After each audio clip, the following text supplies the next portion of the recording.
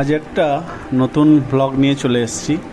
দেখতেই পাচ্ছ বন্ধুরা, একেবারে যে বন্যার জল নদীর ওপর দিয়ে বইছে প্রায়, তো তারই একটা ভিডিও নিয়ে চলে এসেছি।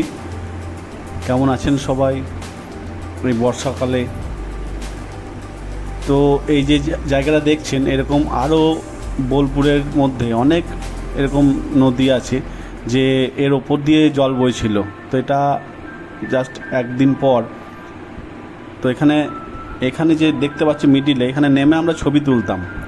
এতটা ডিপ এখানে গভীর মধ্যে সেই জলটা এখন মনে হচ্ছে যে গা শিরশির করছে। তো আমাদের তো দেখে যাই হোক কিছুটা মনে হচ্ছে যে এত জল বেড়েছে, জল দেখতে যাচ্ছি, অনেকজন জল দেখতে গেছে, কিন্তু এই জল যে আশেপাশে যে গ্রামগুলো আছে, গ্রামগুলো অনেক ভেসে গেছে, অনেক কষ্ট। সেই যদি মনে পড়ে জিনিসগুলো তো খারাপ লাগে।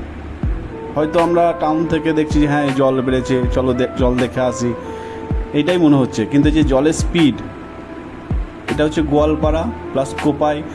আর কিছুটা ছবি হয়তো দিতে পারিনি, সেটা হচ্ছে কঙ্কালীতলা যে ঠাকুর মা কঙ্কালী, তা সেখানে প্রায় হাফ কোমরের ওপর জল চলে এসেছিল। তো যাই হোক, এই জল কিছুটা কমেছে, এখন এই দুদিন বৃষ্টিও বন্ধ আছে। আর একটা বলি, যদি কেউ তারাপীঠ যান, এই মুহূর্তে তারাপীঠ যেতে পারবেন না, কারণ মৌরাক্ষীর নদী ওখানে যে রাস্তাটা ছিল সেটা ভেঙে গেছে। রাস্তা ভেঙে যাওয়ার ফলে সেই জায়গা দিয়ে কিন্তু তারাপীঠ, বোলপুর দিয়ে যে তারাপীঠের যে রাস্তা ছিল সেটা যেতে পারবেন না। তো রাস্তাটা গেলে, আমরা যদি তারাপীঠ যান তাহলে সিউড়ি হয়ে হাই রোড দিয়েই যেতে হবে, বোলপুর দিয়ে কিন্তু যাওয়ার রাস্তা নেই। তো জল দেখতে খুবই ভয় লাগছিল আমাদেরও।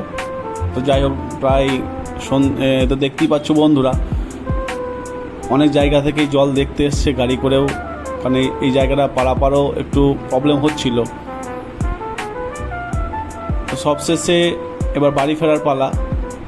তো জবাবুকে জল টল দেখিয়ে যে চলো জল কীরকম, বন্যা কীভাবে হয়।